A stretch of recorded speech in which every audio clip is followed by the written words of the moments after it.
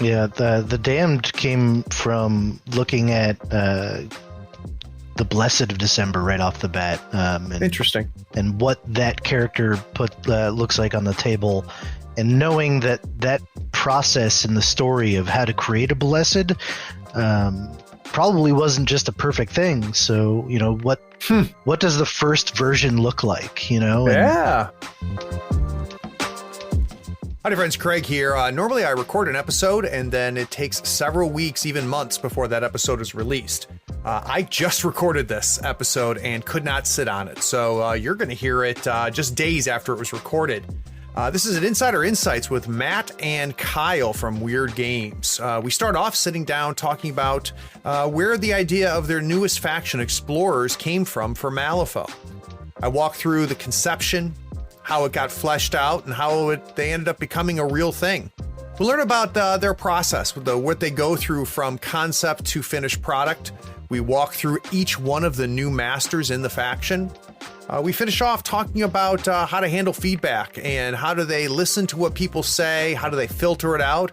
We even touch on when do they finally stop and go, you know what?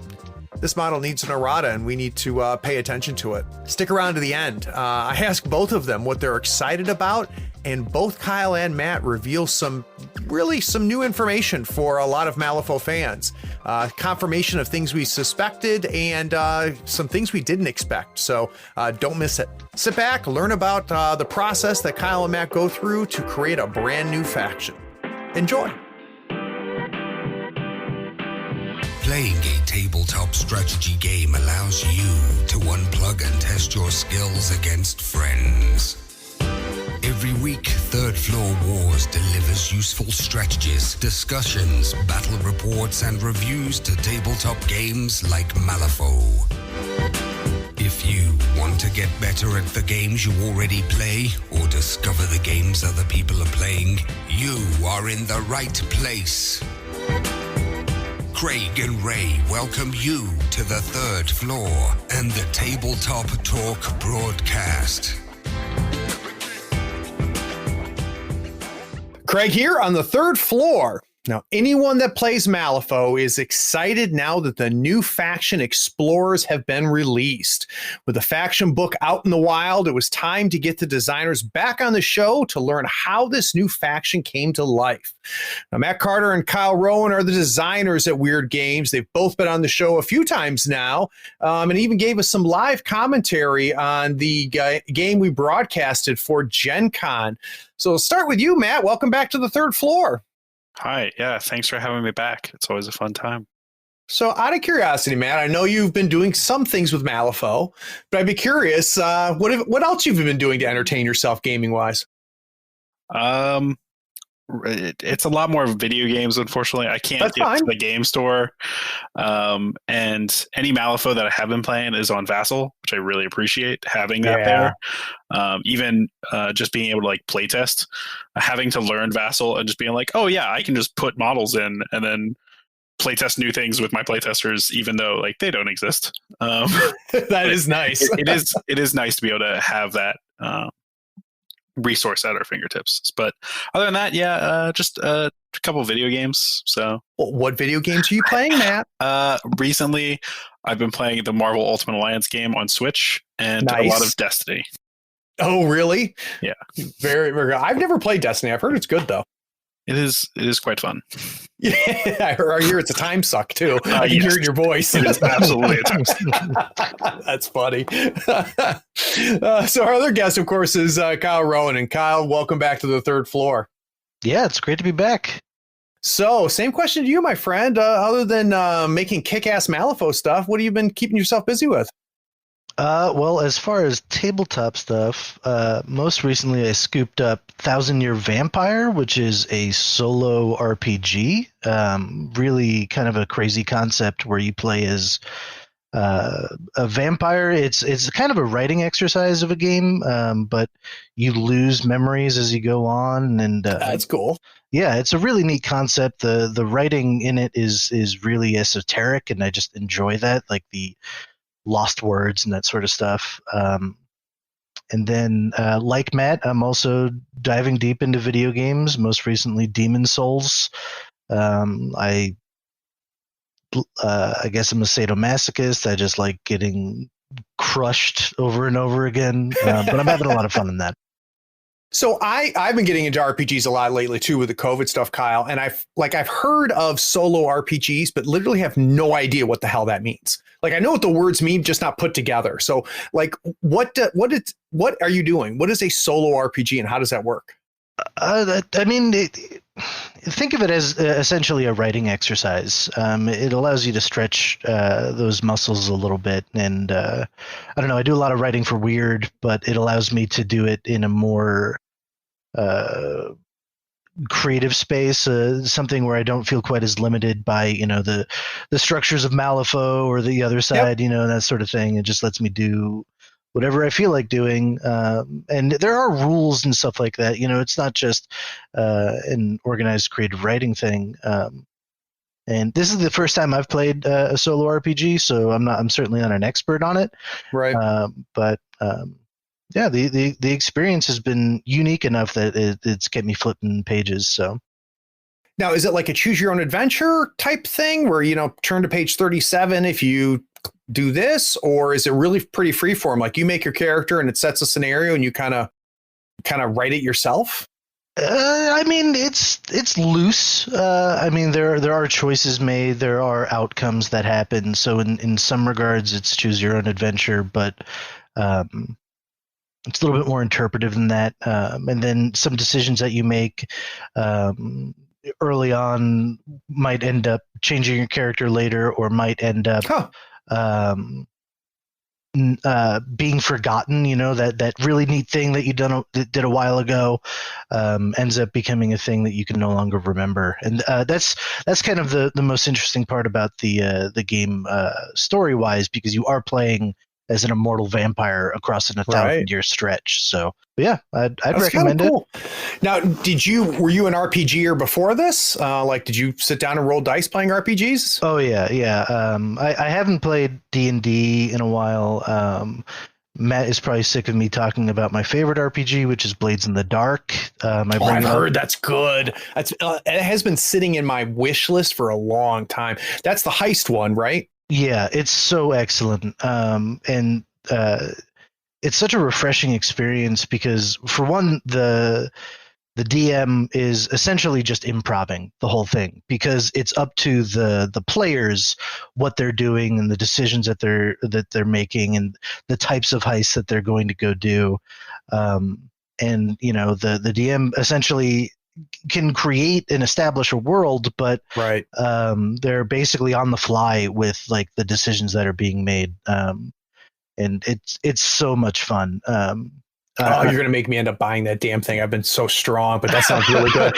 Now, I've heard like the mechanics behind the planning and stuff. So I've run heists in other RPGs as a GM, and what it often can turn into is, 7 sessions of the party doing nothing, because they spend so much time planning and talking. What if this, what if that? So you end up doing nothing for like 7 sessions. But from my understanding in Blades of the Dark, there's a mechanical way to make sure that is handled. Is that right? Oh yeah, the momentum never stops in the game, and even awesome. During like the downtime when you're not doing heists, you're still doing important things. You're not spending time going from place to place. There's I imagine like a TV show almost, where like the camera cuts from one scene to another, and there's a lot of that in kind of embedded into the system, and so you're never bogged down with we're walking on a trail for 3 hours, roll on the encounter table. Right. Yeah. There's none of that. That's cool. I might have to poke around. Matt, did you ever get into RPGs? Do you play? I haven't played in a bit of time.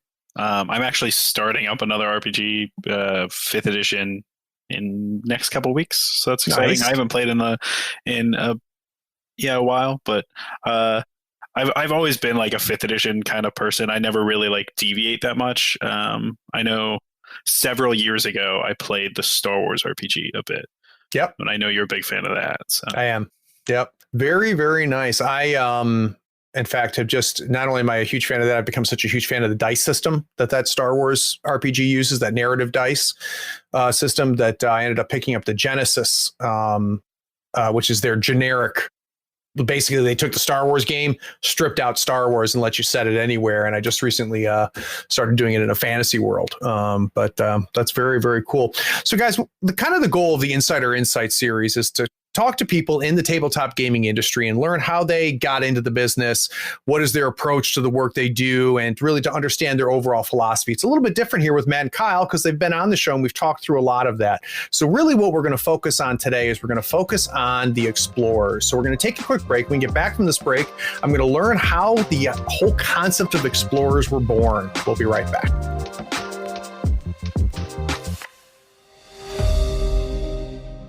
Howdy friend, Craig here. Is this episode making you realize you need to buy some models? Gadzooks Gaming is my favorite online retailer because of their large selection, killer prices, and great customer service. Don't you hate buying an entire crew box when you only need one model? Gadzooks sells crew box models individually and saves you a ton of money. They even have free shipping to the US and Canada if you spend $100 or more. Swing by gadzooksgaming.com and make sure you tell them Craig from the third floor sent you. All the details are in the show notes.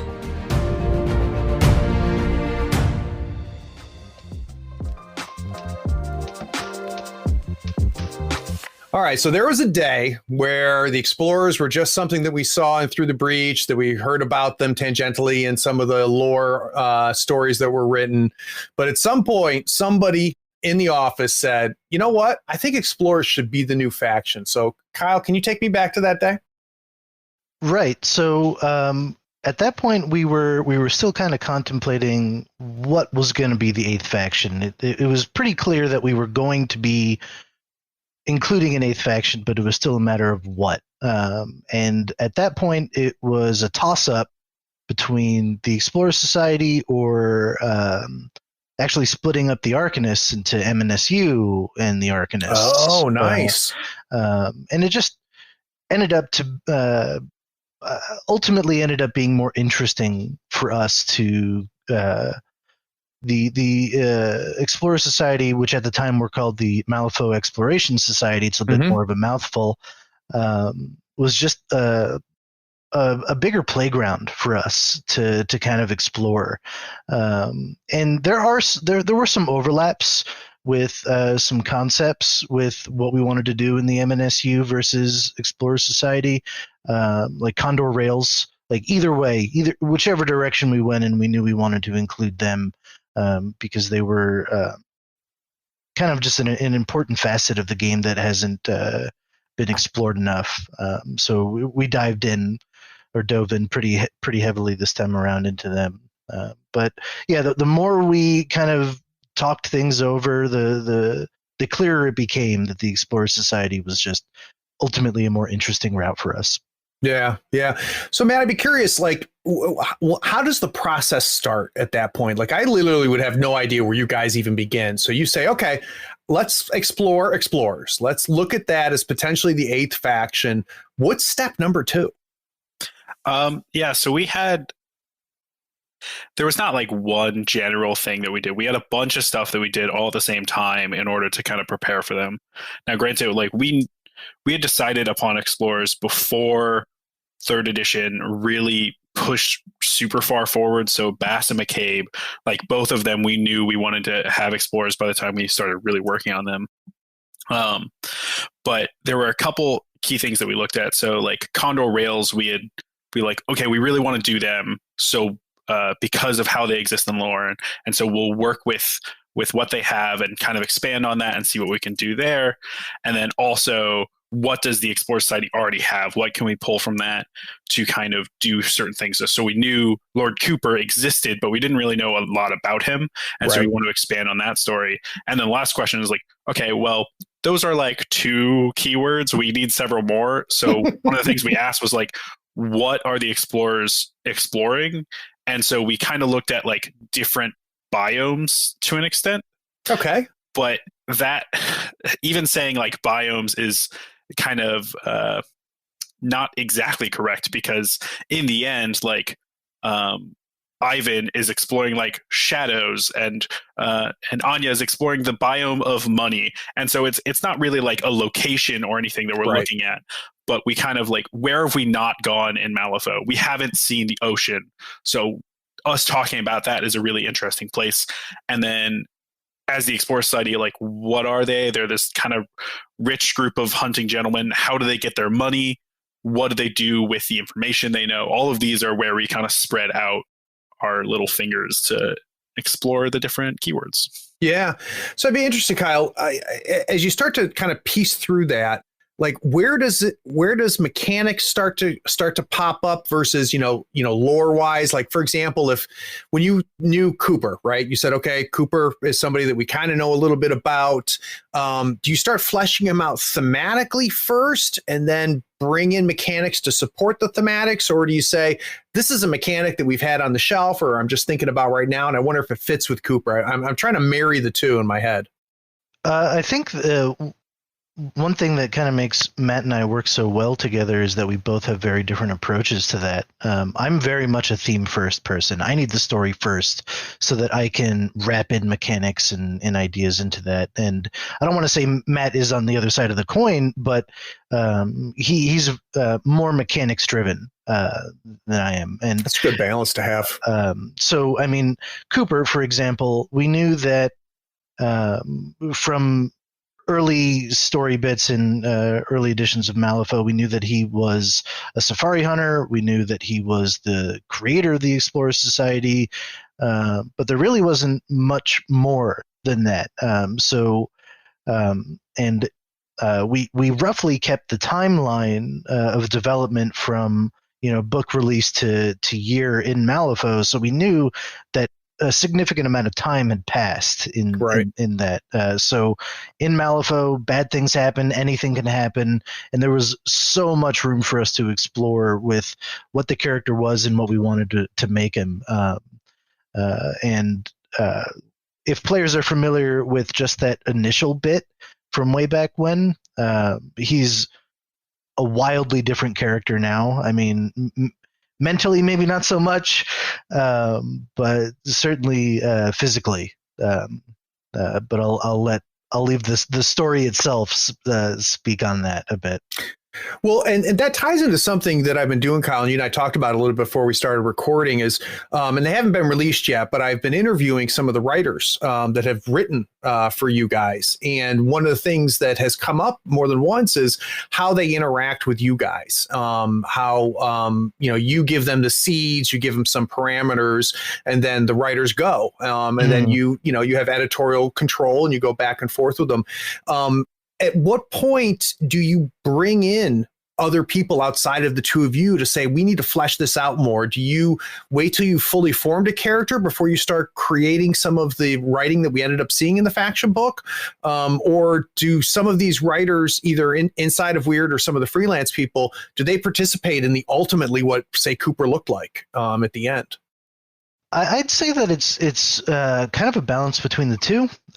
Sometimes we have a really clear vision of where we want to take a character, in which case we do provide those little bits as often as we can. And other times, one of our writers will come up with a character idea a few years ago, and we just end up using them now.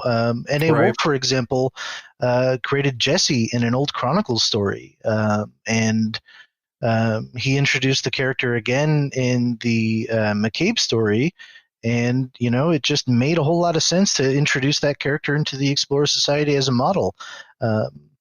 And there's wiggle room between that. So, we try to create it as create a space that's collaborative with our writers. So if they have a really great idea, we're not just going to shut it down. We want to listen to it and maybe build on it. Well, what's neat about that is, in conversations that we've had before, you guys have talked about how sometimes you'll think about a mechanic and you'll go, this doesn't really fit, and you'll put it away, and sometimes it comes back. It's interesting to see, even from a lore perspective, how characters can sometimes do that as well. So Matt, we now know you're the mechanic of the team. So Kyle is the dreamer and the storyteller. You're the guy that actually puts the wrenches and the grease on it. When do how do you start introducing mechanics? Do you say, okay, Kyle says, look, here's Cooper. This is what Cooper looks like. This is what he feels like. And you go, okay, like, how do we make that fit? Or do you say, Kyle, I've got this great idea for like a design space. Where can we put it? How do we marry this? Yeah, it kind of goes both ways. So Kyle will also probably agree that my ideas are very crazy compared to his. He's a lot more tamer in what he will come up with. And so I might say, like, here, I have this absolutely insane idea. And then Kyle will be like, okay, that doesn't really work, but like maybe we could work with something there. And then I'll be like, okay, so I have this thing, and we'll kind of talk about any characters that we already have that we might not know where they want to go, or if we have a role open.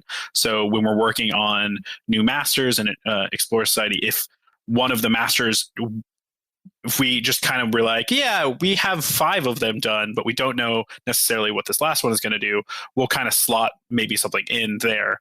But for the most part, mechanics will come after initial concepts. Because of how story like related the mechanics are to the gameplay, we don't want something to really change what like the story that we want to do. So if I'm doing mechanic, it's based on the vision of the character that we already have. We generally don't change the vision of the character because of a new mechanic. Got it. Granted, that's not exactly always the case. So there are some characters like Cadmus and Nexus as a whole that warped throughout the entire process based on like what mechanically could fit compared to like what couldn't. And then also, here's this cool idea, and then, well, you told me this cool idea, but I didn't do it. I did something else, but it's also really cool. And so all of these things kind of come in and out of each other throughout the entire process, from initial concept to a basic art description to actually seeing a line art of the character. All of those things will impact what their card looks like. And even to like small things of like, I see a line art and I'm like, oh, this character doesn't have a gun. I guess they need a gun of some sort if it's really prevalent on their character. Yeah. But generally for like keywords as a whole, we had a good idea what the different characters might be in that keyword before we started the mechanics on them. Got it. But I think most of the keywords we had like 1 or 2, like we'll fill this in later down the road when we have more of a grasp of what we want to do here.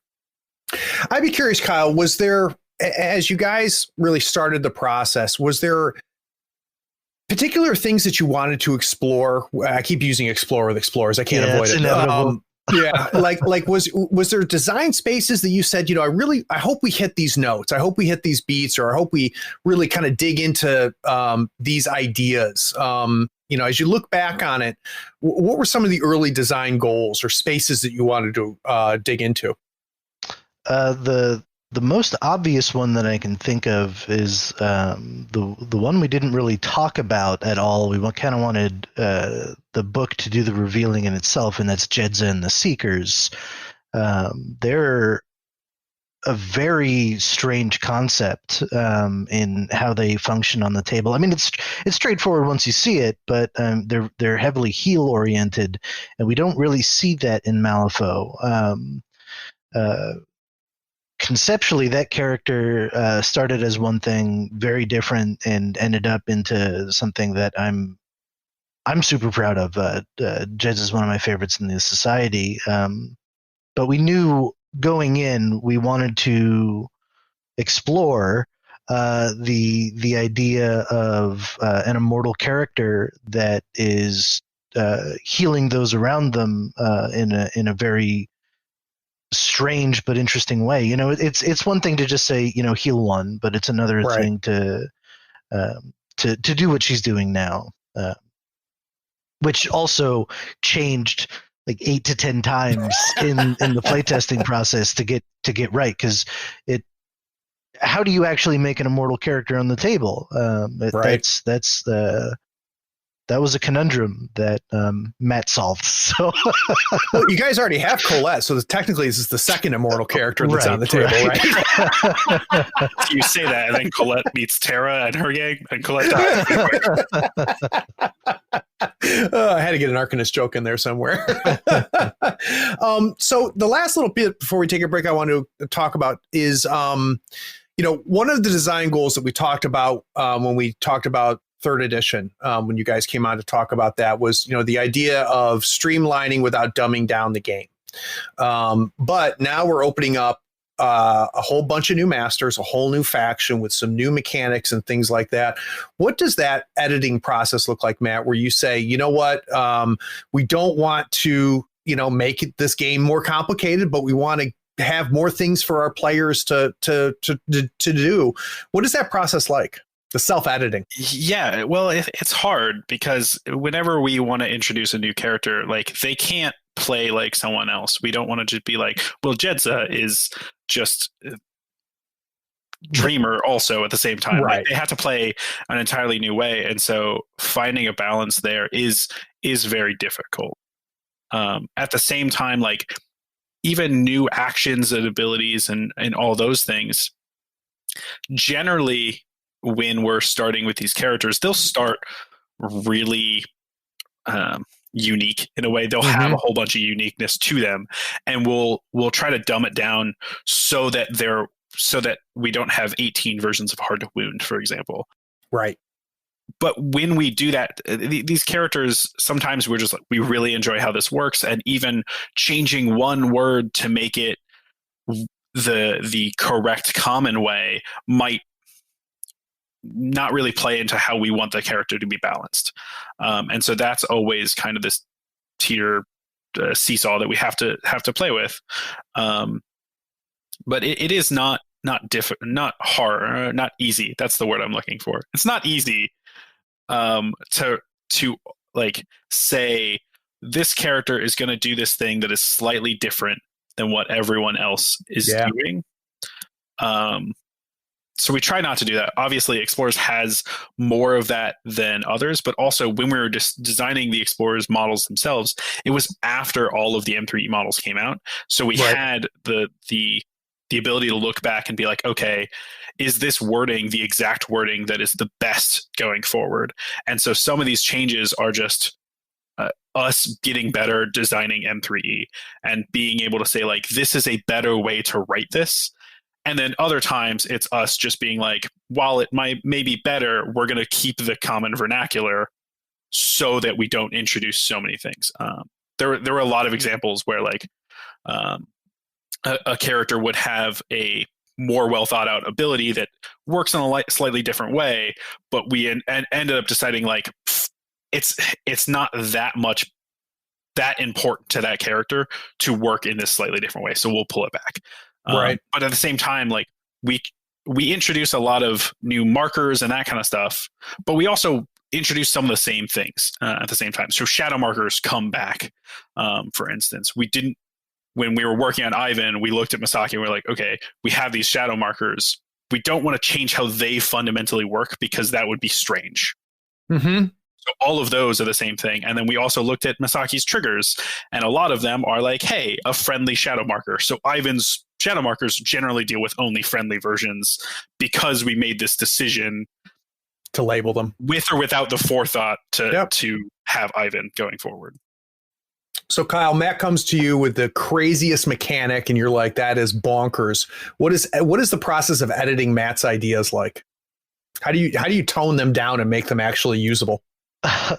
That's still something I'm trying to learn. Can I get back to you on that, Craig?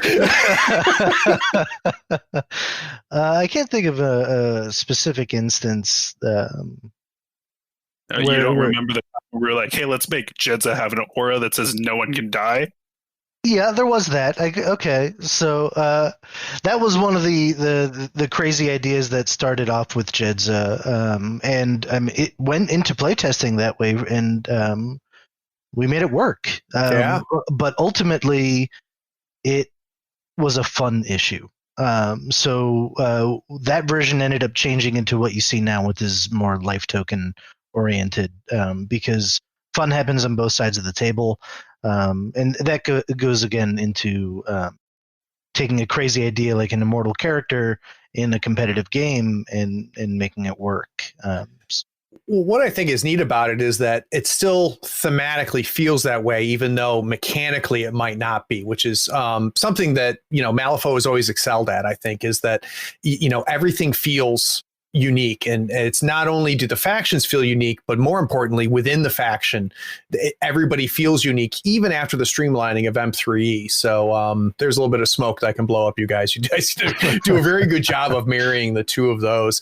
So guys, what we're going to do, we're going to take a break, and we get back from this break, I want to start breaking down and talking a little bit more specific about some of these keywords. So we're going to come back and we're going to talk about Anya and English Ivan. We'll be right back.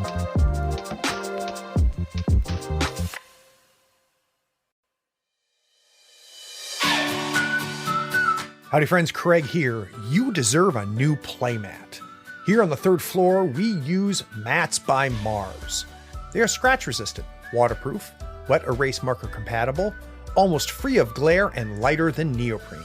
Mats by Mars gives you over 40 designs to choose from. You pick a mat, pick a design, and then you pick an overlay, like one for Marvel Crisis Protocol, Star Wars Legion, or even Malifaux 3rd Edition. Those overlays will really speed up your deployment and make the placement of objective markers so easy. Use our promotion code in the show notes to get a 10% discount on your first order. In the notes of your order, you can even request the third floor logo on your mat for free. That makes the best mat in the business even a little better. So get some new mats, save yourself some money, and help support the show. Go to matsbymars.com. All the details are in the show notes, including the discount code.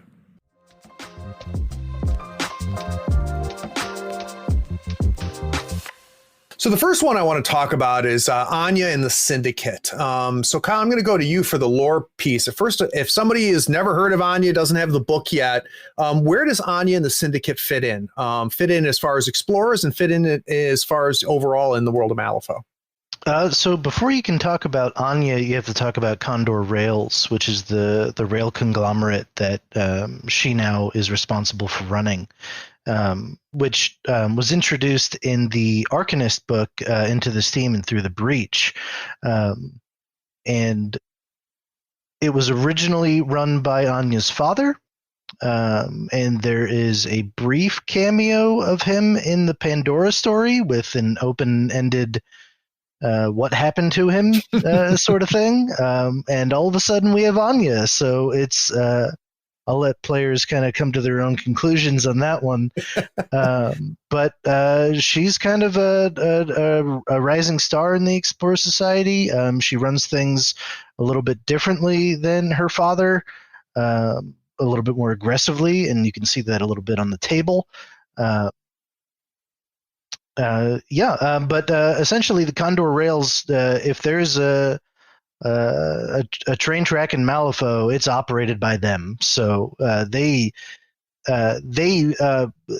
being a part of the Explorer Society allows them to literally explore any aspect of the world. So I'd be interested, Matt, like thematically. So if someone said, "Hey, I'm thinking about buying the Syndicate box and playing them, but I don't really know kind of how they feel," how would you describe what playing Syndicate is like? Yeah, so there's an action on Anya's card that the name of it, I think it does a good job at explaining what Anya does, which is Hostile Takeover. That to me is all about kind of being fast and brutal in taking territory and control of characters. So Anya as a keyword with all of her Syndicate is very, very quick. And very good at taking out certain characters that they want to and controlling specific areas. They do that with their ski markers, with Anya having Expansionist. All of these abilities that really hamper your opponent from getting to where they want to and controlling the area of the board that you already have.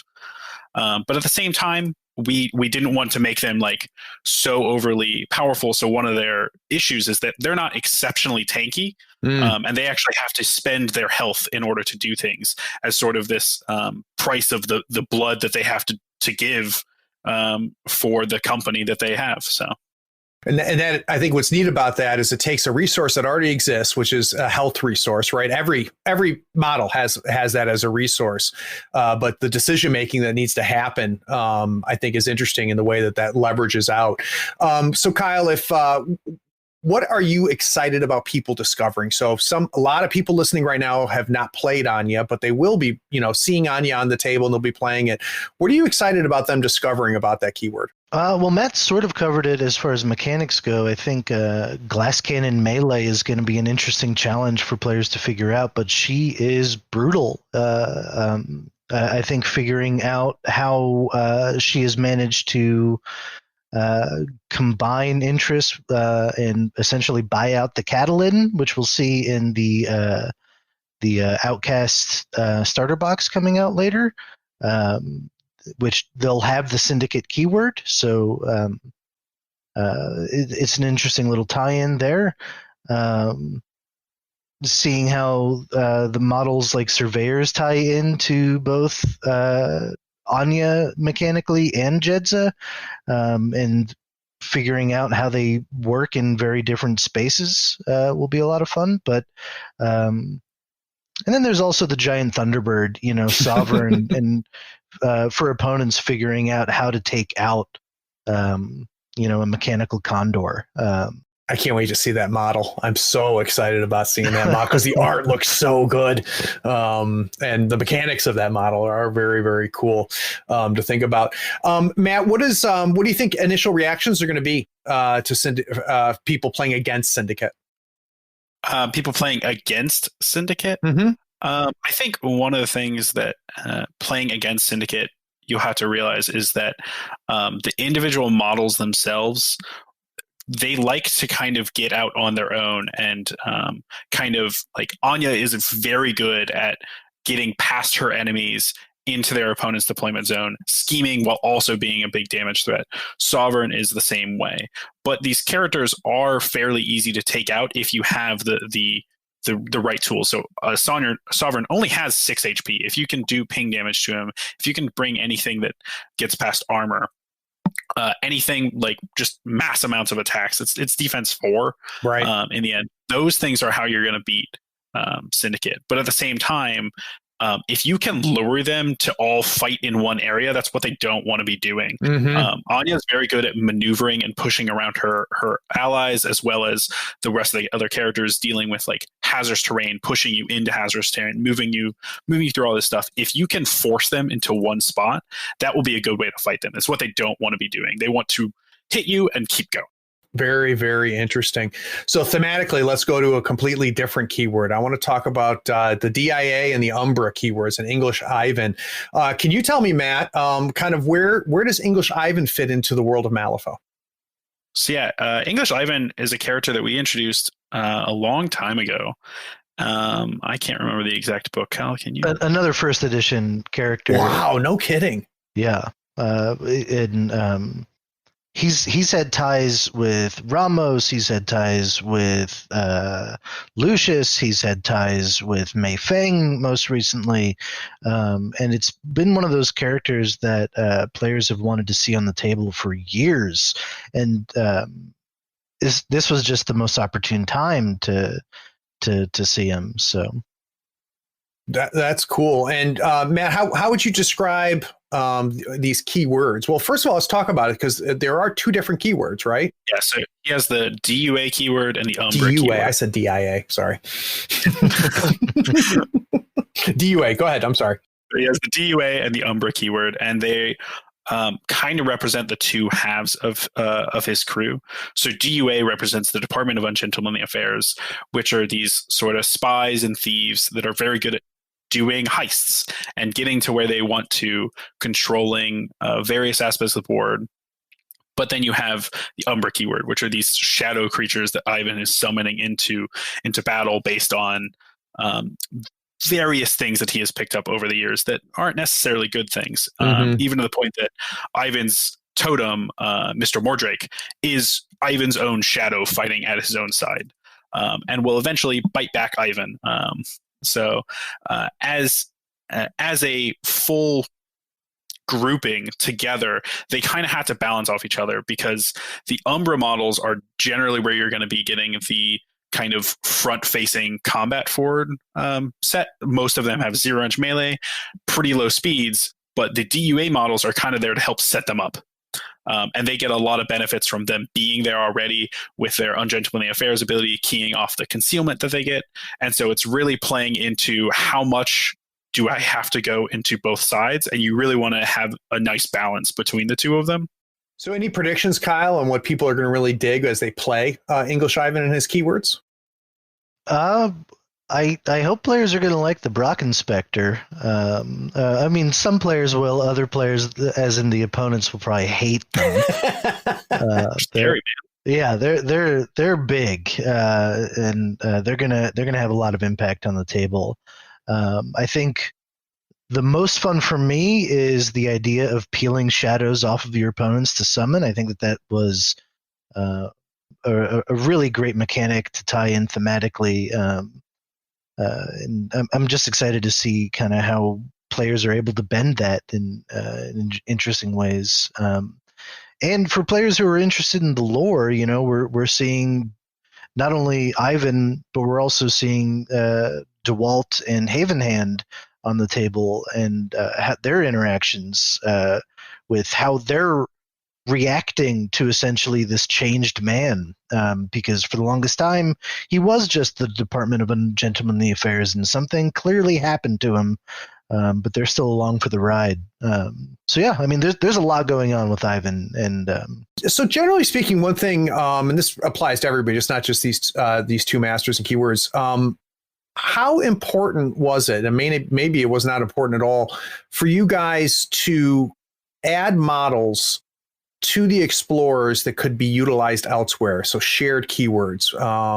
Was that something where you said, yeah, we definitely want to, bring some new models to other keywords via the explorers, or did it just, because we know it happened, but I'm trying to get a sense of whether that was a goal or whether you just went, you know what, thematically or mechanically, these guys really fit, with this other keyword.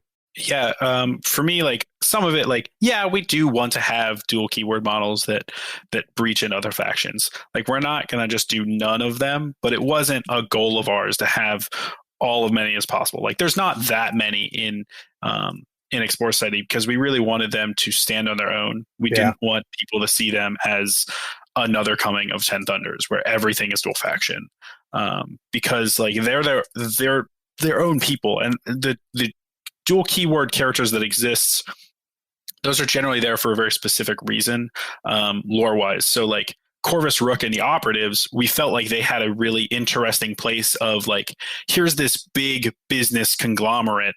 They have to do some shady things, so they go to the shady people to do that. And so that's where those two people come in. And so when you have Corvus Rook, who is essentially a cleaner, coming in and he kind of fits in both of these places. And the Operatives felt really interesting, and we really liked the mechanics of what they were bringing.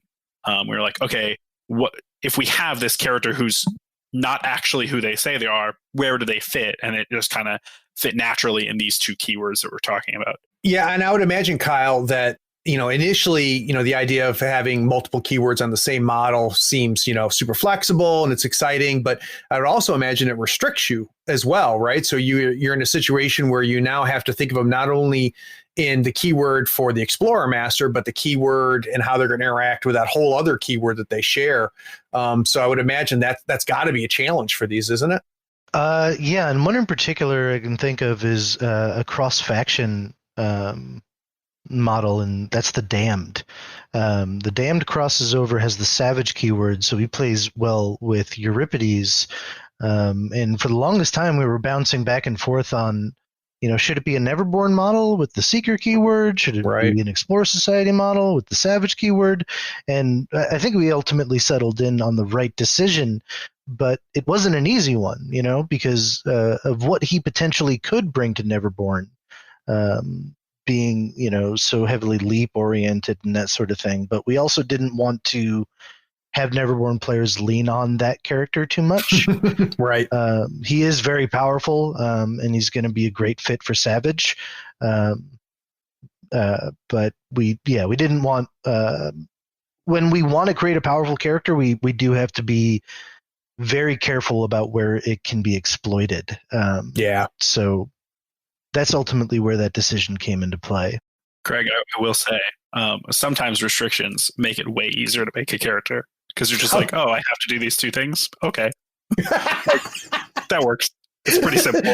Done. If it's just like, oh, I have to do something totally unique and not fix it, like be like where like a dual keyword character could be like, Euripides' crew is kind of slow, so maybe we make a character that's not slow for him.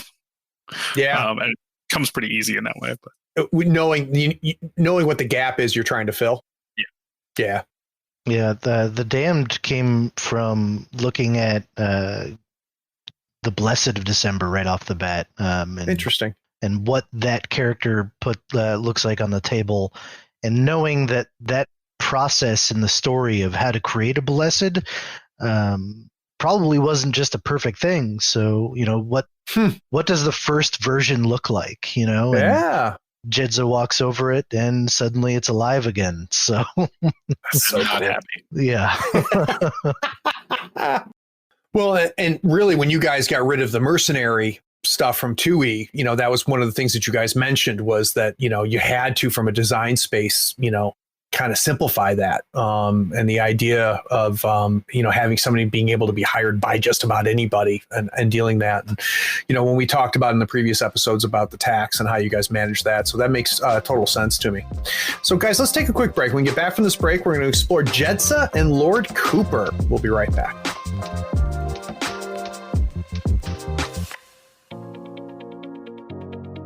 Hi, I'm Doug, and I'm a $5 patron of Third Floor Wars because Craig promised he'd play as the Arcanist if the Patreon reached $300. I want to see him suffer.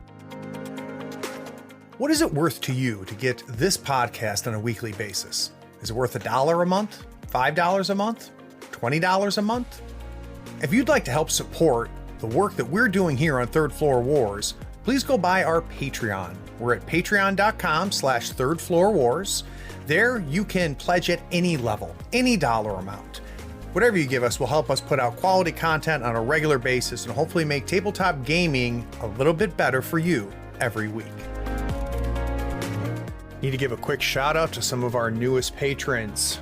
A big thank you to Anthony, Alexander, Michael, Bob, Old Doc Fulton, Joseph Pye, Loke Walmo, Nicholas Prinzing, Dearth8952, Mike, Peter Darmus, Eli, and KC. Because of you guys and the 100 plus others, we're able to put out consistent content on a regular basis. We appreciate it.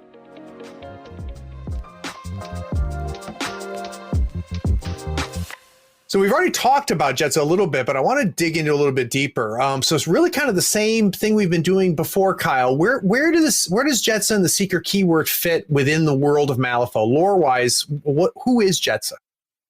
Well, that's a question that we're kind of keeping a closed door on still. Oh, come on, just get it all out right now.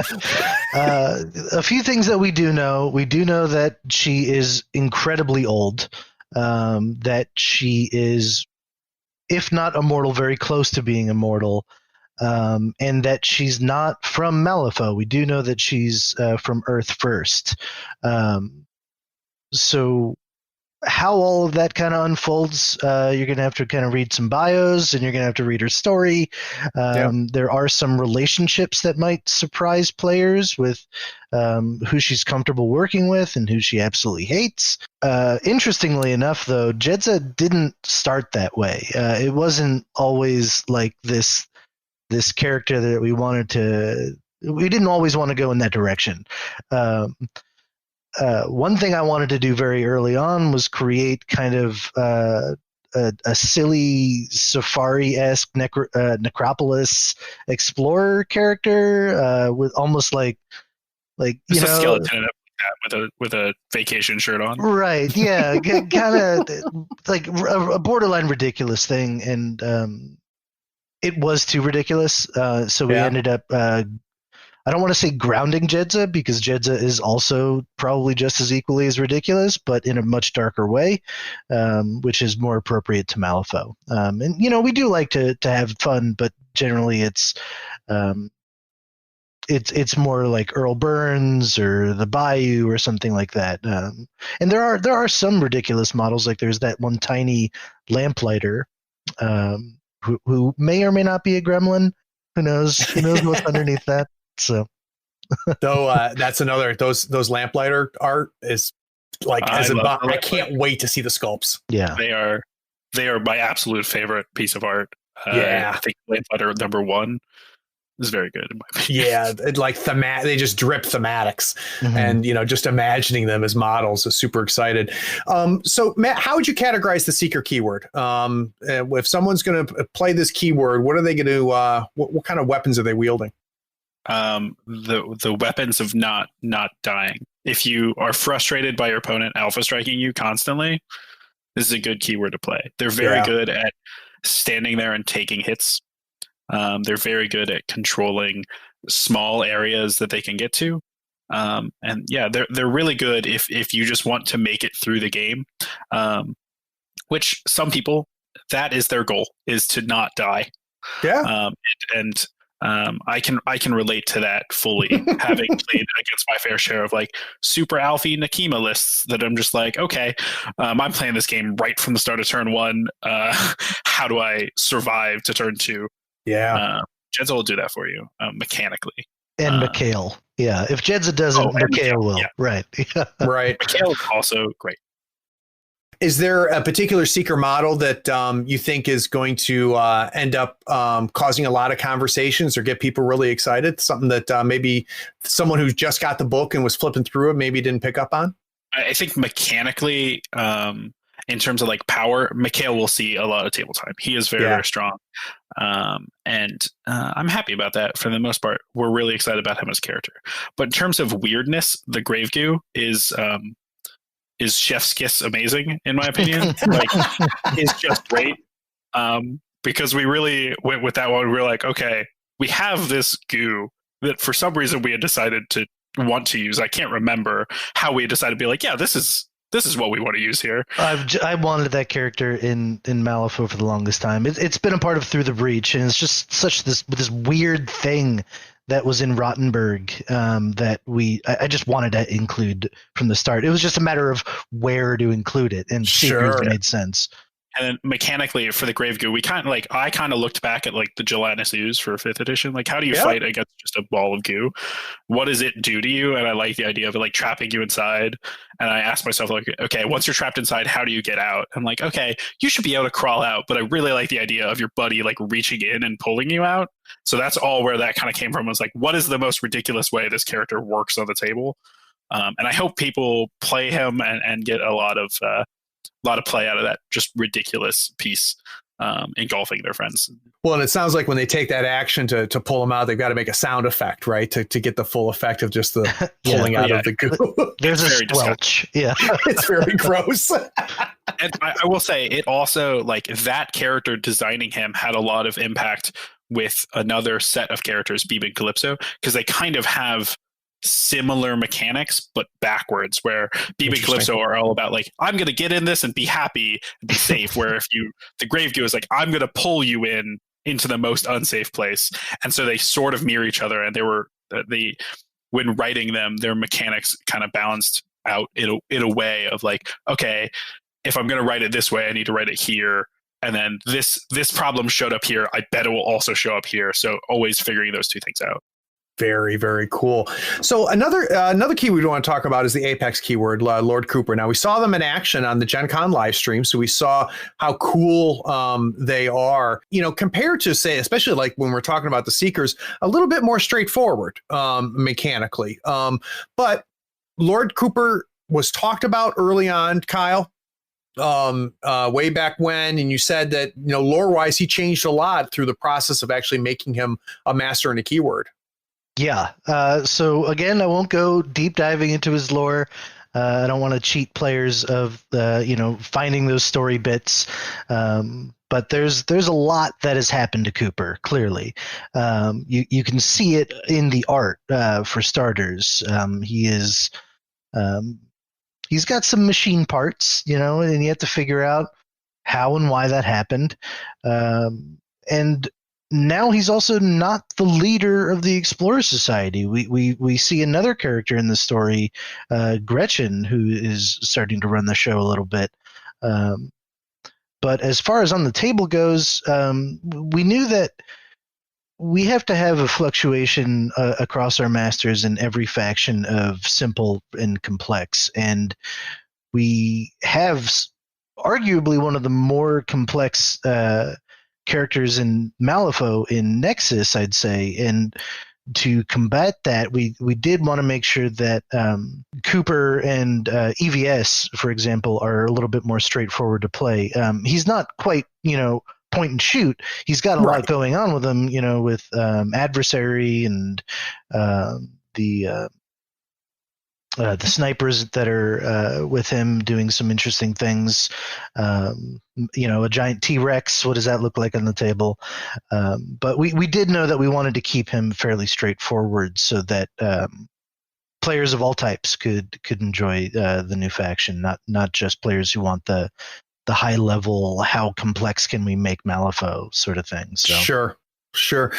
In your mind, Matt, what kind of player is going to enjoy playing Apex? To me, it's the kind of player that wants to be able to do well without just frying their brain. I think everyone has kind of gone to a tournament that's just like, here's 5 rounds over the course of like 2 days, and by the end of it, you're completely dead. Yeah. And we wanted to. Granted, Malifaux's never going to get to the point that you're going to be able to play without thinking. Yep. But we wanted a character that, if he has a big gun, you point the big gun and shoot at people. And that is a way to just win with Cooper. There are a lot of other things to do with Cooper. There's a lot of different ways to play him. You can do like sort of pit traps, and you can do this kind of beastie menagerie build.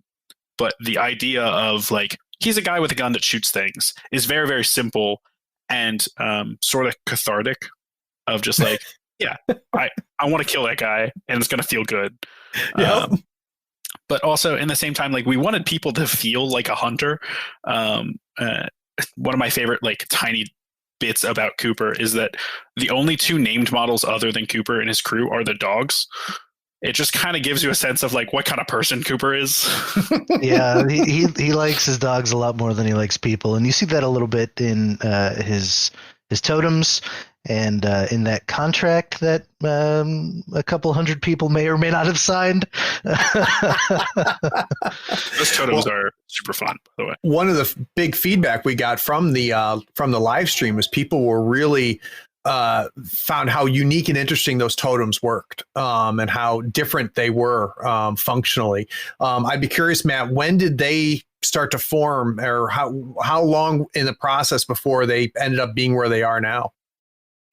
So the idea of the Runaways was actually really early on in Cooper's thought process. We were like, him hunting people sounds like a thing he would do, and is also like, oh, these people aren't on his team in the same way.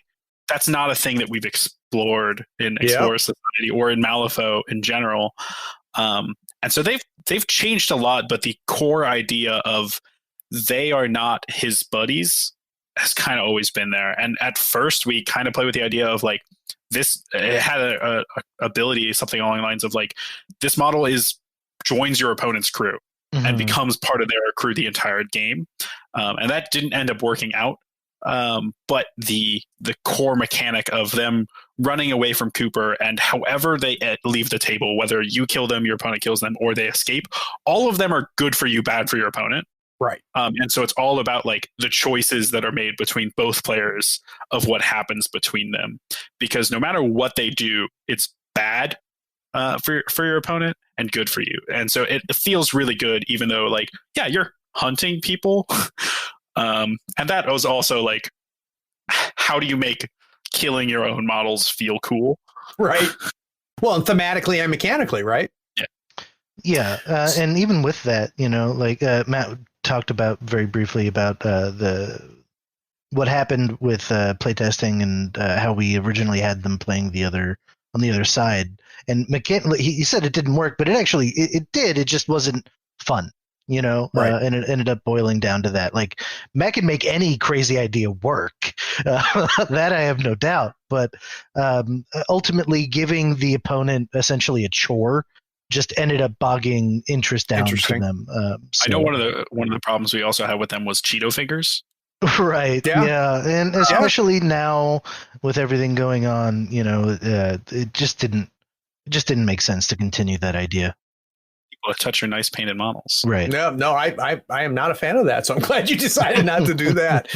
All right. So the big question that everybody wants to know the answer is who's the first person that said, we need a dinosaur? That was me. Yeah. Okay. So where does that come from, Matt? I'm pretty sure I championed the dinosaur through the entire process, basically until the sculpt was done. Everyone's like, this is not going to work. We got everyone's like, okay, yeah, the dinosaur is pretty cool. But to go from like Matt's crazy idea to what we have today, like it started off as a 120 millimeter model, went to 80 mil, well, and then not 100. It started at 80. Sure, that did not work. Sure, it started at 120. Yeah, it started by a 3x3, And it was just a foot, right? Yeah, and your own plastic T-Rex and just play Chomp Chomp on the table. Oh, that's funny.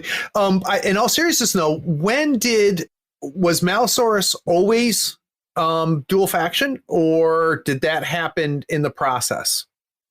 When did Fey become part of the keyword for the dinosaur? As far as the lore goes, it was Fey first, it was a matter of how do we introduce this into the Explorer Society. The Malisaurus Rex was introduced in Jurassic Foe and Through the Breach adventure.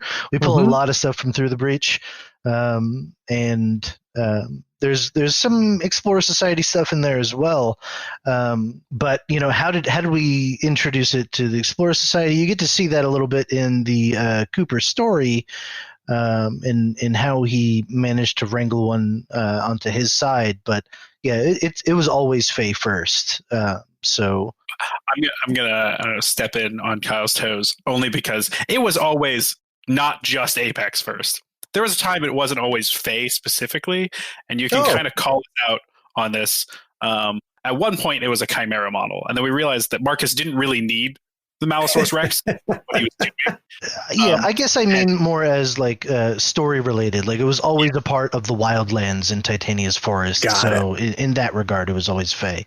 I will say the Malisaurus being a Chimera model is something that makes me sad only when I look at the Arcanist faction book when the Malisaurus Rex art shows up. Where we're like, yeah, I mean, it does show up in these wildlands, but it's not actually Chimera anymore. And so that was like, granted, like I'm really happy with it being a Fey, and I think it makes the Fey crew, it brings a really interesting dynamic to them where like sometimes Marcus is just like, okay, yeah, I have the Sabertooth Cerberus already, and also like putting wings on the dinosaur all the time, like you can still do it if you go the roundabout way of like, I'm going to play Titania and then bring Marcus and the dinosaur. You can still do it, but that was sometimes too much. I'm sure. Oh, that's fun. So what I'm trying to figure out, and Matt, and I think you've hinted at it, but I want to spell it out. Did you see Malisaurus Rex in the Through the Breach material and go, that needs to come into Malifaux? Or did you say, we need a dinosaur? I think I saw the Malisaurus Rex. Yeah. It wasn't just a craving for dinosaurs. Okay. I am not 100% positive, but I'm pretty sure I saw the Malisaurus Rex. And then I was just like, oh, let's do it. Let's do it. That's cool. Well, guys, let's take another break. When we get back, we're going to talk about the last two. We're going to talk about Maxine and Nexus. We'll be right back.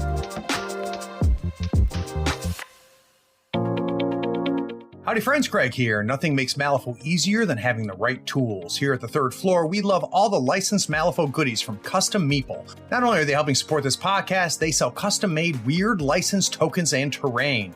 They sell it all. Crew boxes, terrain, markers, tokens, and even a 3x3 full Malifaux board. Custom Meeple sells a complete M3E token set covering every marker and token you need to play. Custom Meeple are the source for the official accessories for Malifaux. Everything is designed by hand and authorized by Wyrd Games. Check them out at custommeeple.com, that's with one M, or follow the link in the show notes. Up your Malifaux game and be sure to tell them Craig from the third floor sent you. If you use the promo code Third Floor Friend, all one word, THIRD-FLOORFRIEND, you'll get a 5% discount and help support the podcast. It's valid on everything except retail products and playmats. So poor Kyle is regulated as my lore master in this process. So Kyle, let's talk about Maxine and EVS. Where have we seen this before? Was this a brand new creation? This was brand new.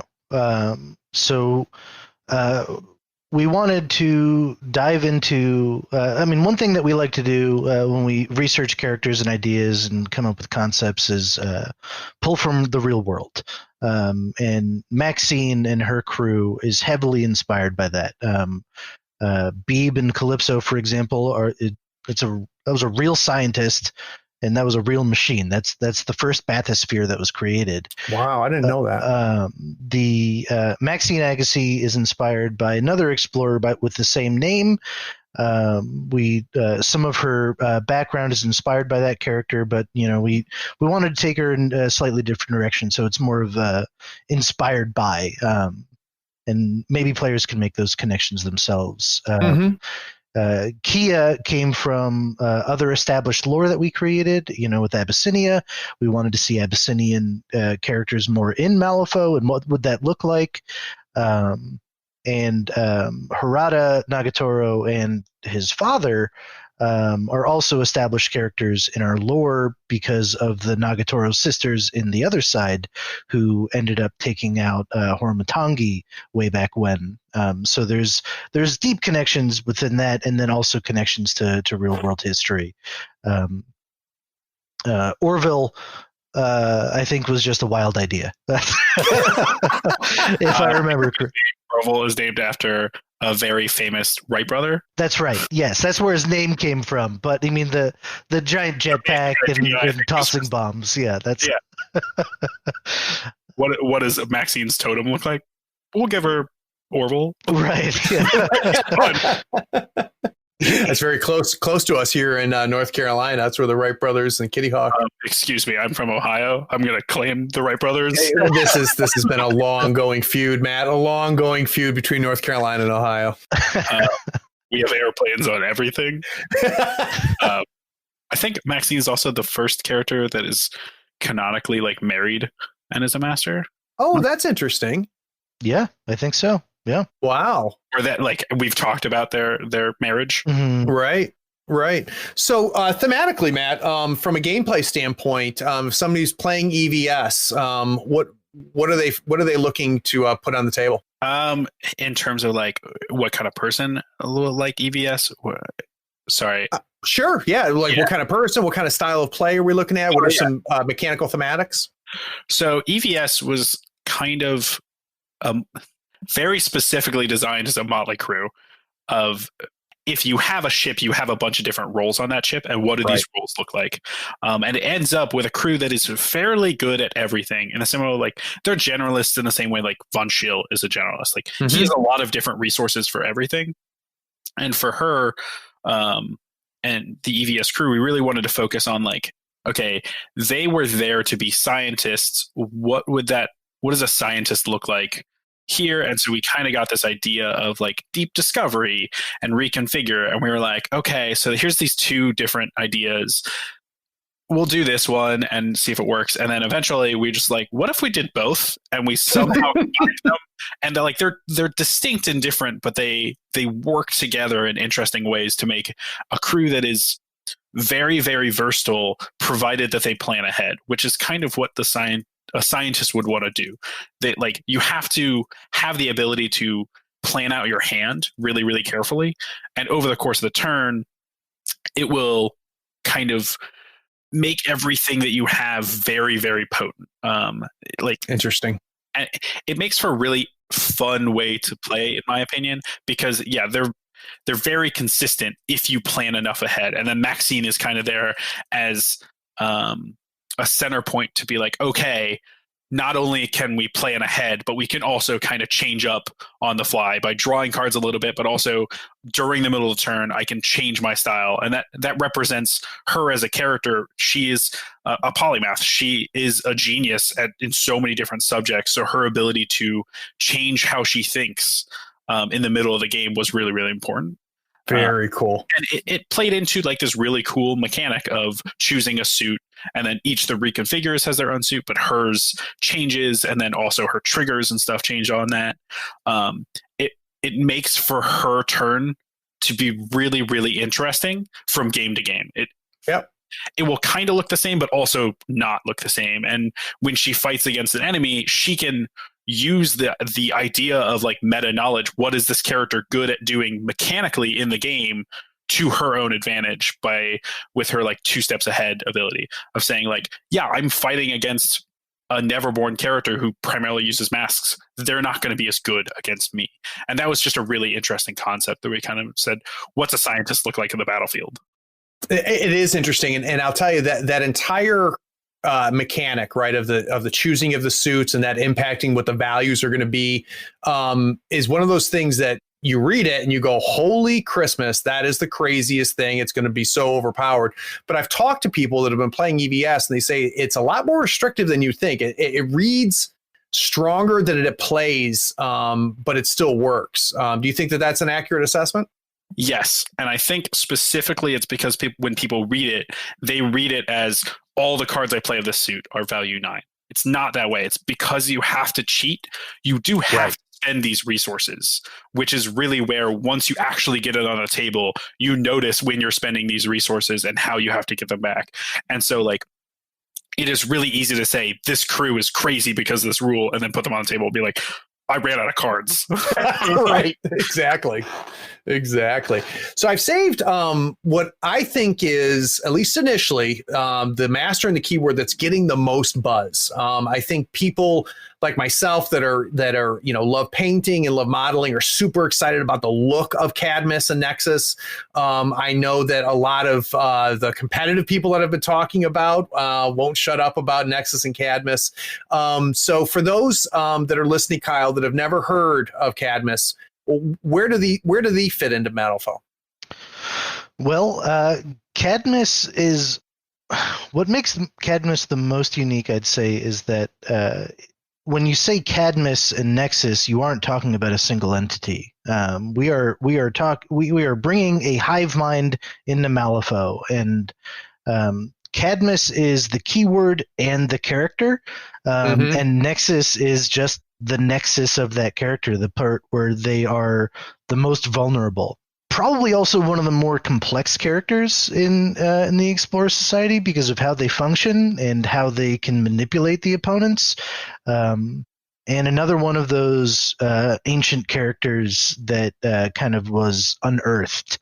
The story behind it, I want to talk about it for hours, but I don't want to take that away from players. There's a ton of stuff to get from in the Explorer Society book. You get to see their interactions with people and with people that they've already kind of taken control over and what that looks like. And then we also got to highlight some other established characters within that crew, with like the Nightsail Creeper we were able to bring in to Malifaux, which was another established through the Breach character, traditionally more Neverborn oriented, but as it turns out, these mites that Cadmus controls ends up combining in a very positive way for them with the Nightsail Creeper, and that's where we get Nexus and why that aspect of the character is more potent than, say, taking over a regular person and becoming an eyes and ears or a berserker husk, which I don't know if you've seen the art. They're disgusting. They're awesome. They're cool. They're right. cool. Like I keep saying it through this whole episode. It's like I can't wait to see the sculpts. I mean, as soon as I got to see all of the artwork, I was like, wow, this is some crazy stuff. So this concept of this hive, Matt, how does that turn into actual models, and how does that turn into actual mechanics? Well, it doesn't start as a concept of hive. That's how you do it. You evolve into that somehow. Interesting. Because originally there was an idea discussed on The Office of what if we make this spider character that we had floating around, what if they eat people and steal their abilities? And we're like, okay, that's cool. And then I was writing that, and that became excessively complicated. Yeah. And it was really, really cool. But we were like, okay, how do we take this idea of like taking other people's stuff? And then I know we got to talking with a few of us, and the idea of this hive mind sort of evolved from that. And mechanically, we were like, okay, what does a hive mind need to work? It needs lots of parts of itself. It needs worker ants. It needs the ability to defend itself. And that's where all of these kind of different characters came in.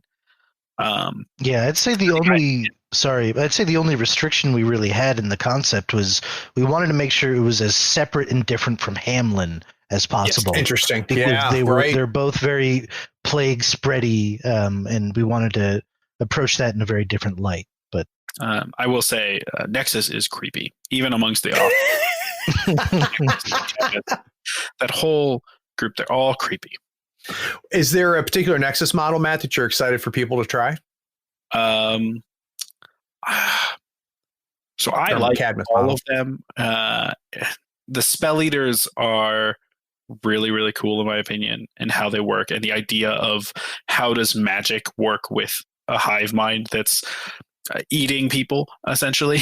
Not exactly, but the Knights of Reaper is really, really cool. The Archivists, they're all cool. Eyes and Ears are even cool. Like, they have their uses for what is essentially a random citizen of Malifaux. So I don't have a favorite.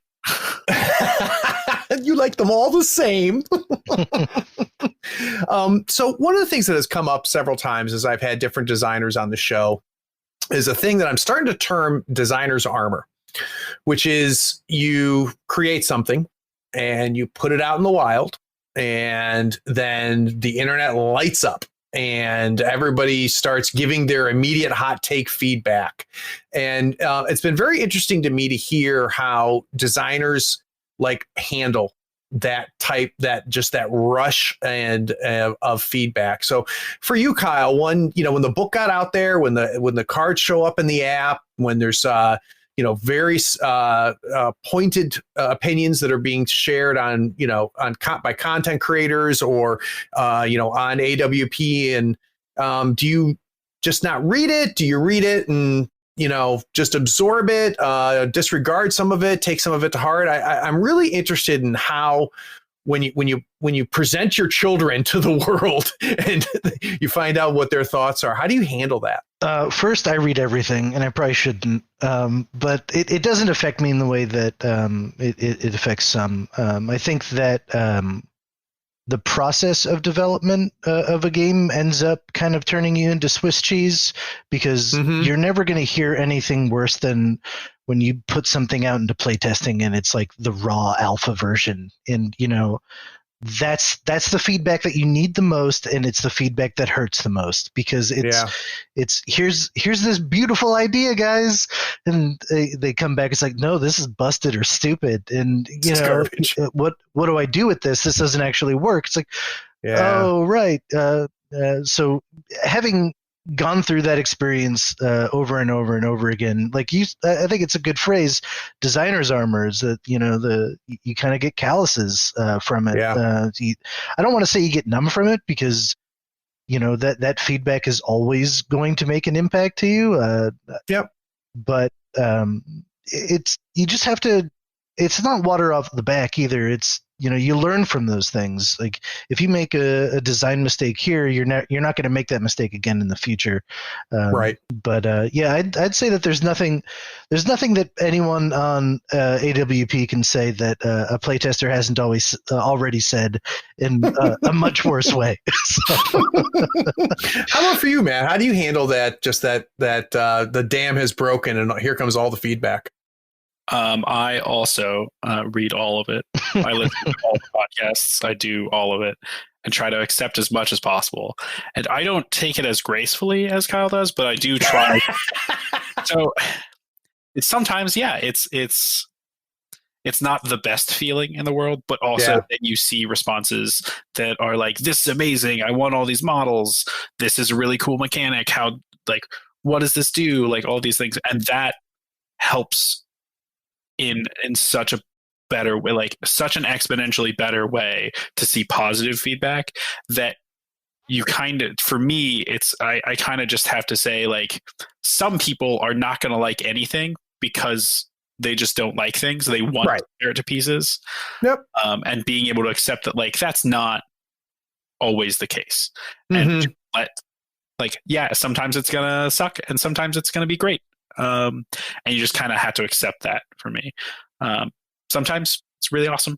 Sometimes it's meh for a day, but yeah. So I'd be interested, and this is for both of you. So there's one thing, you know, you put out a new keyword, and you know everybody says this is busted. This is going to break the game, and blah blah blah. Then they actually play it as opposed to just read the cards. And then, you know, usually a lot of times that changes opinions, right? When they actually see it instead of imagining it. But I would be curious to know, when does that noise actually filter down, and how does it translate to potentially showing up in a errata later? I'd like to get an idea of what the gates in the channels are before you guys finally decide, you know what, we do need to look at this a little bit. Is there a litmus test that you guys apply, or do you let the dust settle and explore it on your own, or how do you guys decide that? I'd probably say it's a gut feeling. And maybe there's more of a science behind it or math that I haven't really thought about, but one character in particular that I could think about when we did an early reveal on is Winston Finnegan. We revealed that card, and the reaction wasn't what we expected. It was leaning pretty heavily into a negative way, and we had the opportunity to take a look at that character before it ended up getting released, and you'll see now he's still powerful, but he's definitely more brought back down to earth a little bit. Sometimes things do get through. There's, with the amount of models that we have in the game and the size of the game, even with our incredible playtesters, it's inevitable that something's going to slip through. There's a combination out there that no one thought about until, you know, it's put through, you know, the grinder of a large community. In which case we address it. It's impossible, Kyle. Let's be honest. It's impossible, right? I mean, there's just no way. There's no way until you have the everybody play testing it, right? Until everybody plays it and tries it. So I didn't mean to interrupt you, but I mean, I get a little frustrated sometimes when people, you know, get down on designers and say, well, how'd they let that through? And it's just like, well, now I know you don't know what you're talking about, because you've obviously never designed a game or software for that matter. But I'm sorry. I'm getting on my soapbox about that. No, but essentially we're human, you know, we make mistakes. I don't want to say that we kind of thrive on them, but we do learn from them. Sure. And we definitely become better designers with every mistake that we make. So, well, yeah, and it's you know, it's also a matter less. If I view it less as fixing mistakes, as far as, you know, refinement. I think is a much better word. And there's so many factors involved in there. How about for you, Matt? Is there a bar a model must jump before it's going to get some attention? Sort of. For me, a lot of it comes down to individuals that I respect their opinion a lot and consistently have shown that they have a good idea, and that'll let me review something. So like my playtesters, like I respect all of my playtesters for everything that they do, and they truly like make Malifaux what it is in addition to just me and Kyle. And when one of them says to look at something, that means a lot to me. Mm-hmm. But in addition, there is sort of an intuition to it of, if I go through our forums and read through 300 posts and I remember very one specific at the end, I remembered it for a reason. Right. And if I keep running into that same idea and it keeps coming up and it keeps kind of nagging in the back of my head, that's when I really know, like, okay, yeah, this is going to be something I want to touch. At the same time, there are things that I want to touch that other people don't notice, or that just aren't an issue to the general public, even if they're a big issue, but just no one has noticed because it's a big issue in this super specific context. And those are the things that are like, okay, this is not something I'm going to touch because we only have so many limited resources to touch when we do a physical errata, that maybe we don't touch those things and move on to the things that people are actively more loud about in a way. So it's really important to just kind of have a sense and have that nagging feeling in the back of your head to know that, like, yeah, this is something I want to look at further. Very, very interesting. So we got past a bit of a milestone here. I mean, dropping a whole new faction and putting the book out, all the models are out there in the wild. I would imagine there's a little bit of a moment where, it's finally the ink is dry. But you guys aren't done. And what we're looking at is work that you guys have been doing for a very long time. I'd be interested, Kyle, for you, is there something that you're really excited about coming around the corner? Yeah, so the Other Side Starter Box is coming out relatively soon in 2021, and it's going to have models that cross over between the Other Side and Malifaux, and it's something we haven't done before. And it's going to have Karai and Sonya playing on both sides on a 4x6 and a 3x3 in both games, and we're going to see Sonya and Karai and their company playing in a new way in Malifaux. It's not just an alt sculpt. We're going to see Karai doing different things. We're going to see Sonya doing different things, and the title system is going to get some love in that. And I'm really excited to see how players react to that. I'm excited to give the Other Side some attention because it's a fantastic game. It just needs a starter box, so we need to get that out there. So Kyle, I was excited about the starter box, thinking it was just new sculpts. But the idea that as a Malifaux player that I'm going to be able to revisit Karai and take another look at Sonya is pretty exciting. I mean, we've known that the title system was a thing, but to know that it is closer than maybe a lot of people realized, I think is pretty exciting. How about you, Matt? What are you excited about what's coming around the corner? Yeah, first I will mention the title. I think the titles were a horribly guarded secret. Yeah, they were kind of. They were kind of everyone knew they were kind of there. Yeah. Also, we never really talked about it, but I'm super excited for that box. I'm also very excited for the new starter boxes coming out from Malifaux. We've announced the Bayou Starter Box, the Explorer Starter Box, and the Outcast Starter Box. All of these are new models coming out that are going to be pre-assembled so people can get them right on the table. It comes with a fate deck. It comes with a measuring widget. It comes with scheme markers. It is right enough to get people on the table into play, so I can go with my friends to a game store eventually when COVID is done and be like, oh, I'm going to teach you how to play Malifaux. Here's a box, literally pour it on a table and play. And that's really exciting for me. It's one of the things I really like about the Other Side. And we've learned since the Other Side how to do some things a little bit differently. And so approaching that with Malifaux, and even the first one, I think, coming out is the Outcast. I think we've already kind of talked about that before. Those characters are really fun. The Catelyn Corps are really interesting. They help to expand Anya a bit and her crew. Her crew in Explorers is a bit smaller because she has this mercenary outfit that she purchased. And they do some really cool things for her crew, but also bring some love to Outcasts when we haven't touched Outcasts in some time, so that they get some new toys all around. And I think the characters are really interesting. I'm very excited for the other starter boxes. Obviously, Explorers, we've already seen Mr. Nagatoro, Tannenbaum, and the Hopeful Prospects. That'll be a fun way to get people started in the game. And then when we eventually get around to the the original Bayou Bash models and them hitting the table, that is a wacky bunch of racers that make for a really fun game. I am amazed at how sustained the buzz around Bayou Bash has been. I mean, we first heard that term a while ago, and people still bring it up. People are still excited to finally take a look at it. So that's great. Well, guys, it's always a pleasure to have you on the show. I appreciate you taking the time. I know everybody has been very excited to hear kind of your thoughts on the Explorers now that it's all out there. Any last things we want to put out there, Kyle? Any plugs or call outs? I mean, we've already kind of been speaking the praises of our playtesters, but right now we have 2 groups of playtesters that are making our games shine in the background. If you're listening, thank you. You are the reason why our games end up working. So we know it's not Matt. So my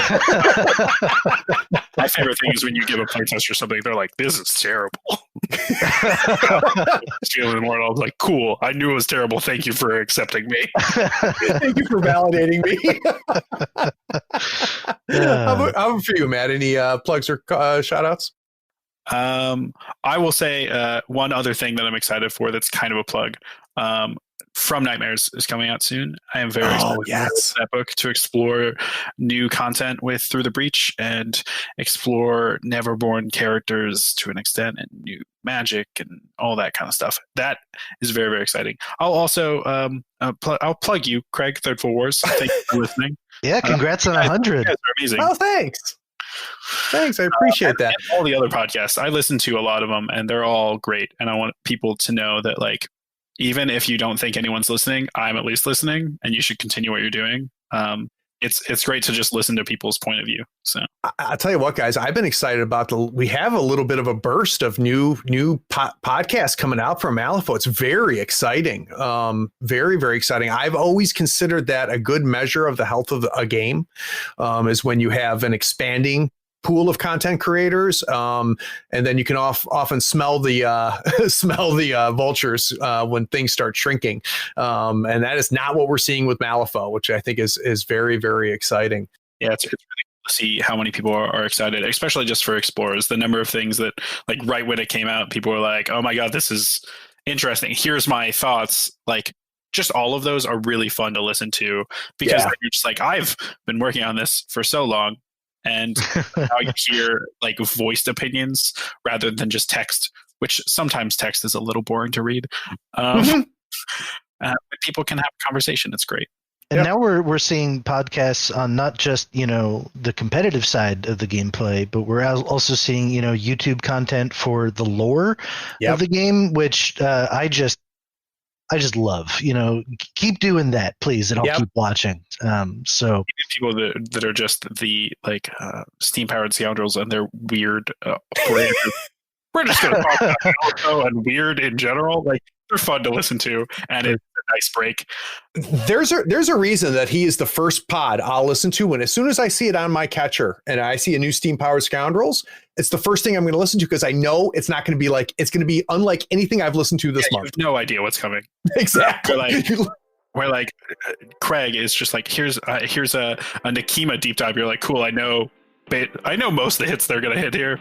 Yeah.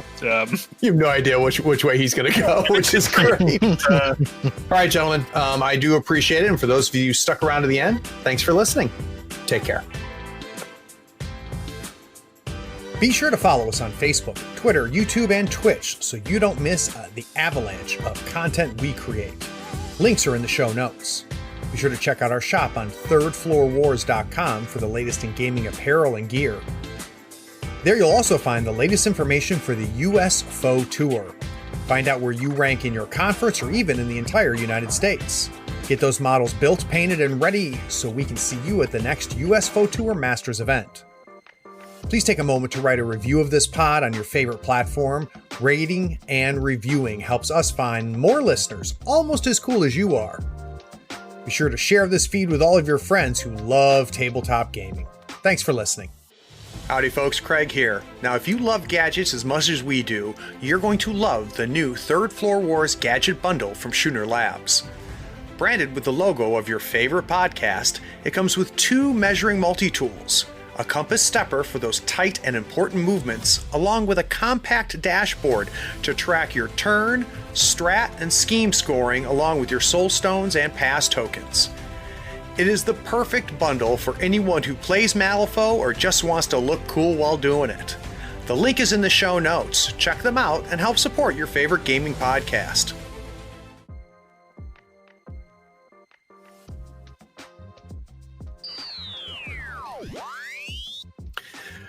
So the last thing is, do I have to get in the car and drive down to Georgia to get RPG Matt on the show, or can I, like, what do I need to do to get him to come on and talk about Through the Breach? You're gonna have to talk to Kelly, I think. I will. I've been dying to have him on the show. It was great to talk to him at Gen Con, and the more people I talk to about Through the Breach, the more I read about it and watch actual plays, the more excited I am by that game. So I'm excited, hopefully, to talk him into it, especially with this new Neverborn book coming out, because it has created quite a stir. So that's very exciting. And I'll edit this out if we can't, but is there, I was going to ask you guys if there's anything you're excited about in the near future. I don't know if that's a question you can answer or not. So before I ask it, I thought I'd check with you. Is there anything you can think in your head that you could talk about, or should I just not ask it? I'm excited what players think about with the Kurai Sonya TOS Malifaux crossover. Perfect. We're doing... So you have an answer, so I'll ask that. How about you, Matt? You have an answer? I'm excited for the starter boxes. Okay, cool. All right, so I'll ask the question. Call me on my craving for dinosaurs, Craig. You're trying a little bit there. I saw your face light up.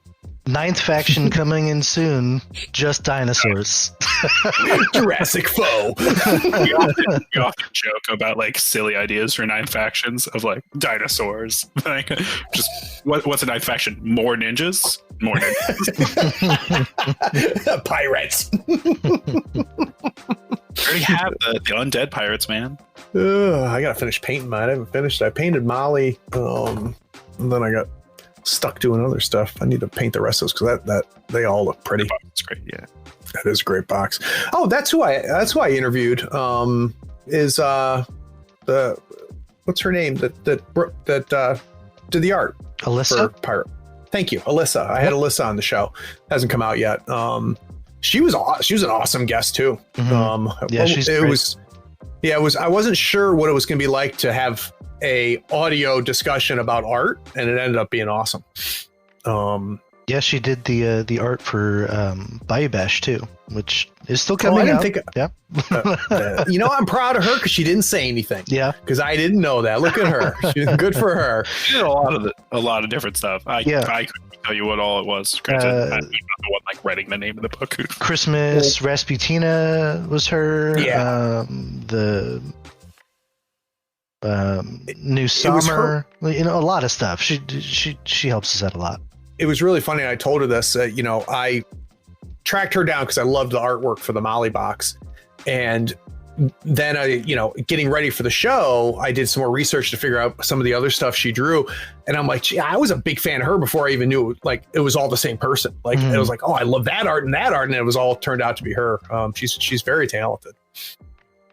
And speaks highly of working with you, Kyle, which I thought was weird. That is weird. Because Matt doesn't do that. Matt doesn't. Fucking Kyle guy. All right, I'll bring us back and we'll talk about Maxine. All right, so we've already kind of talked about Jedza. Who?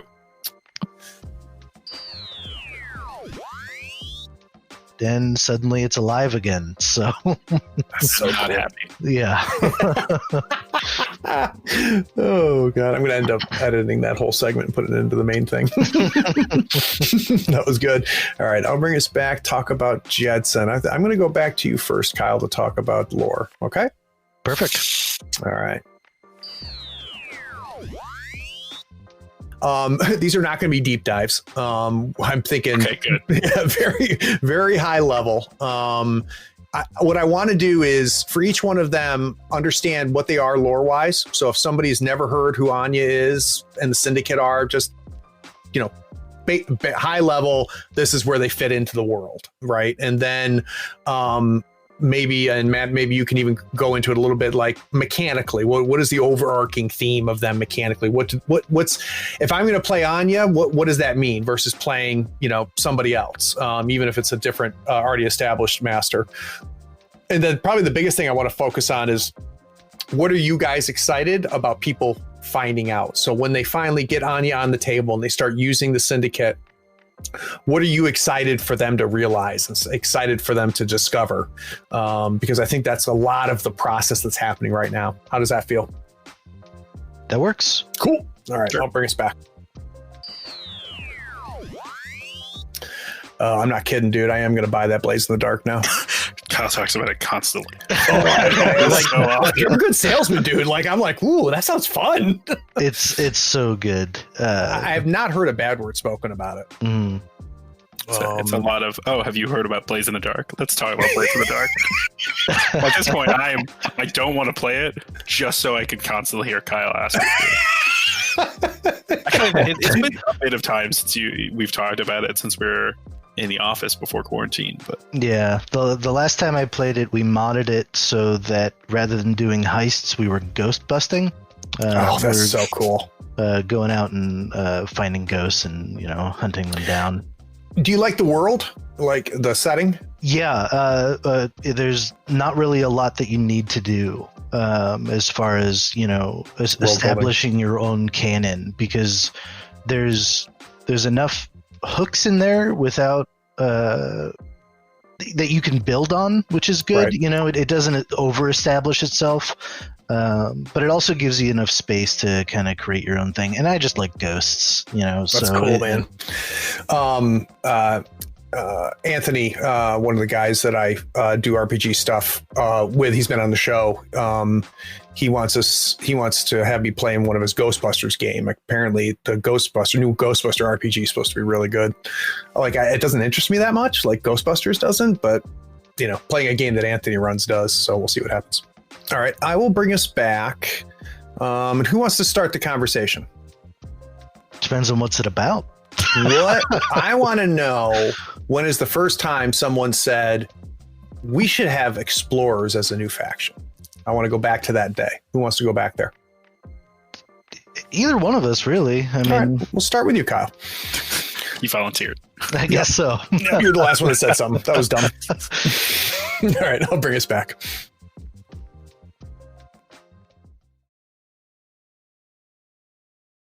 Hey, are you still here? Look, the podcast is over. And you sat through all of the breaks and bloopers? Well, I mean, if you're here, you might as well run over to patreon.com and become a supporter. Don't forget to rate and review this podcast too while you're at it, on whatever platform you're listening to. I do appreciate you sticking around. Take care.